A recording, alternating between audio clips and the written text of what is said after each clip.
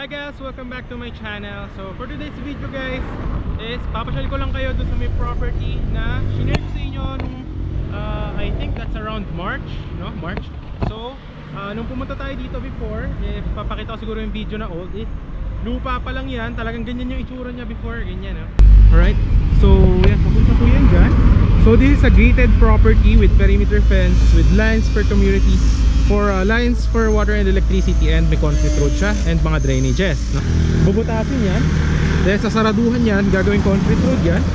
So meron din yan dyan na wall, alright, para sa privacy. So this is highway Amadeo going to Tagaytay is around 8 minutes. So yan, nagmotor tayo dito. Ayan. So itong property na to, ayan, congrats sa mga client na kumuha. Ayan, tinapos na yung kalsada, ayan, with perimeter fences.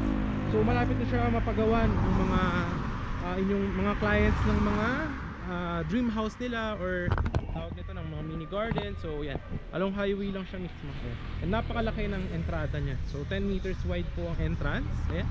So papasyal ko lang kayo dito, but wala na pong available as of now. Ayan. Pero sa future is baka magkaroon dito ng expansion. So yeah, so yan lang siya. And yung price po dito is included yung transfer of title. Ayan. But right now is ipapasyal ko na lang kayo dito kasi wala nang available. So if sa future magkaroon ng expansion na i-develop ulit is pwede naman kayong mag-message. Ayan. Tapos dito guys, ang weather is same talaga ng Tagaytay. Ipapakita ko siguro sa end of the video kung gaano kalapit yung property. Magmamotor tayo from here going to Tagaytay para malaman nyo kung gaano kalapit yung property na to doon. Ayan, so yan yung perimeter fence. Ayan. And yung property, ito siya, kita nyo naman, napakasariwa ng hangin. Ayan. So perfect if you are an OFW and alam mo yun, meron sariwang hangin na pwede man tayo ng dream house mo. Then there will be lines for electricity, water. May LTE signal din dito and napakalapit sa munisipyo ng Amadeo. So around siguro mga 2 or 3 minutes andun ka na siguro. Ayan. So maganda dito ng malamig. So kung retirement ang hanap mo, ito, I will definitely advise this property. But as of now kasi sold out na to. If you are looking for other properties na may available, is meron po tayo dito sa may Silang, sa may Mendez. Ayan. So you could message me. But ita-develop pa lang din yun. Same lang din ito. So kita nyo naman yung lapad ng kalsada nito. Is ganito din yung magiging development after the development. And siguro ipapakita ko rin yung sample ng mga project natin na tapos na, yung mga client nagtayo na ng house nila. So papakita ko yan dito.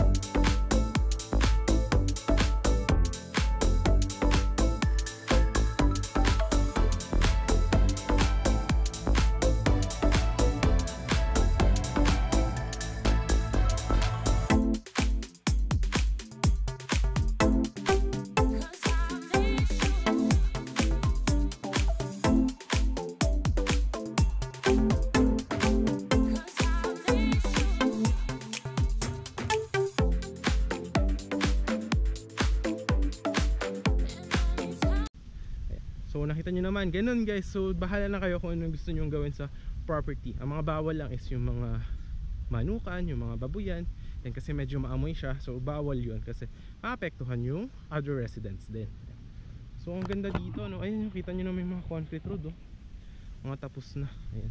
So lapit lang ito sa Tagaytay is 8 minutes. Meron din tayong available pa na yung magiging ganito din sa future. So small project lang din kasi to. So there will be also available yung sa may Silang, meron tayo, and meron din tayo sa may Mendez. Ayan. Tapos sa Amadeo, dito sa Amadeo is antayin na lang kayo if there will be open, no? So yan, ito siya, kita nyo naman, napakaganda ng property and napakalaki ng kalsada and with drainage system, kaya sure na there will be no flooding, and napakataas na location ito kaya malabo din yun. So kita nyo naman yung ganda ng property, diba? Ayan, so approved na approved. Ayan. So yun guys, and then gagawin pa pala ng perimeter fence dun sa mga dulo. Ayan. So yun guys, maraming salamat sa panonood. Update lamang to. So congrats sa mga client na kumuha. sa pre-selling stage. So makita nyo naman yung development natin. So lalagyan na lang yan ng mga perimeter fences, and then there will be lines for electricity, gagawin din siya. Tapos yan, lalagyan din ng mga muhon. Ayan, so that will be the update of this property. So mataba yung lupa dito, malamig, no? Ayan, approve na approve, guys. So yan, if you do like this one, can hit yung like, share, subscribe rin to other people. And syempre, pakita natin yung video from this property going to Tagaytay, para baka na makita nyo rin sa future, baka magkaroon ng expansion doon, around there. Yan.